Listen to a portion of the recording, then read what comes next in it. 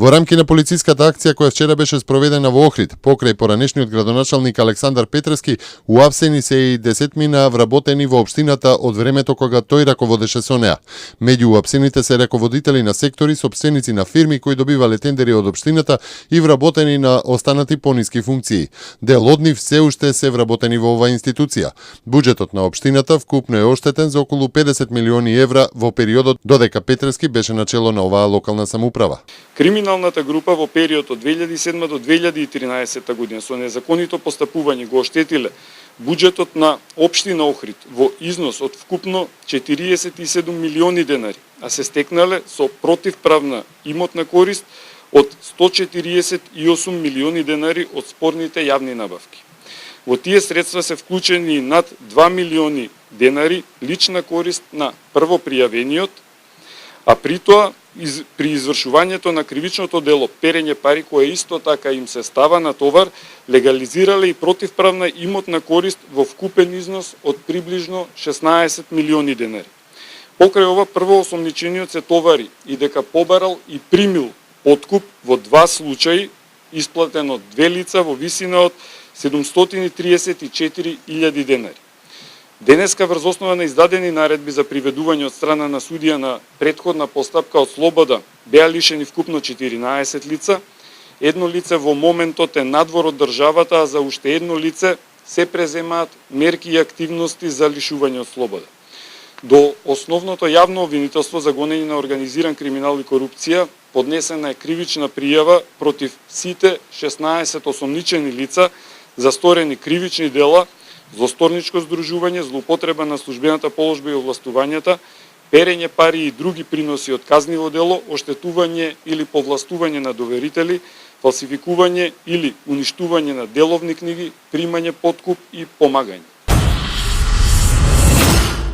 ВМРО ДПМН денеска реагира и осудува изјавата на поглаварот на Исламската верска заедница во Македонија, реисот Сулеман Реджепи, со која, како што е наведено во соопштението, тој директно ги навредува чувствата и правото на сопствен идентитет на македонците со исламска вероисповест и ја навредува партијата.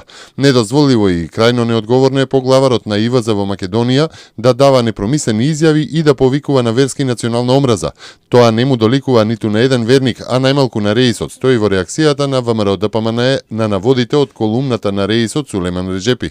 Припадноста на еден човек кон одреден народ се истакнува во соопштението е детерминирана од неговиот јазик, култура, традиција и чувство за припадност. И никој, ниту партија, ниту верска организација, најмалку поединец, не може тоа на вештачки начин да го менува и оспорува.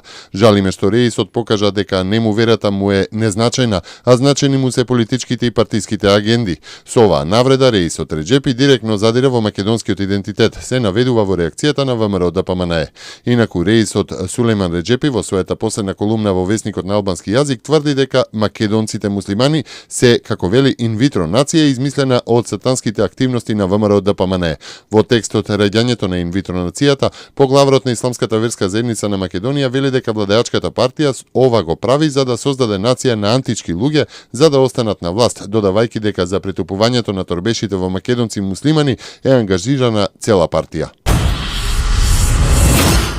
Пожарникарите на Скопската бригада со надчовечки напори по пладнето успеа да спречат голема трагедија во зградата број 26 во Скопски Чаир, откако избувна голем пожар, кој зароби едно шешлено семејство на 9-тиот кат.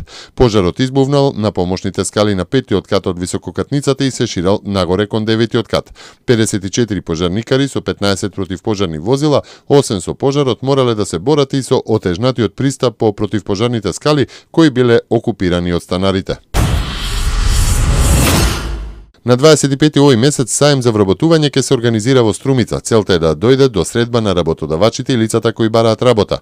Досега се организирани саеми во 4 градови преку кои се вработени 160 лица.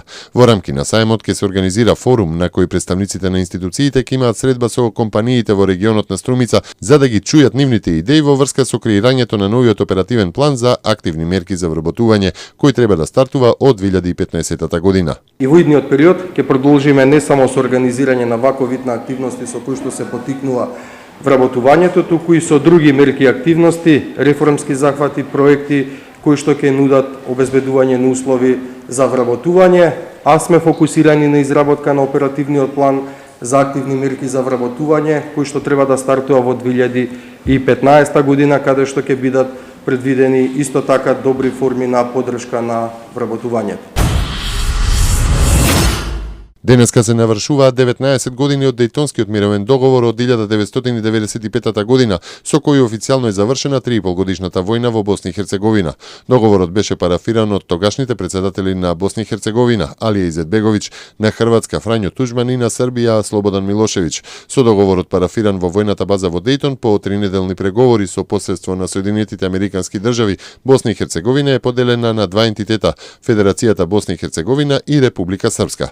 Договорот парафиран во Дејтон официјално беше потпишан 3 недели подоцна на 14 декември 1995 година во Париз. Сите тројца потписници се починати, оригиналниот документ е загубен, а политичарите во Босна и Херцеговина повторно зборуваат за негова ревизија.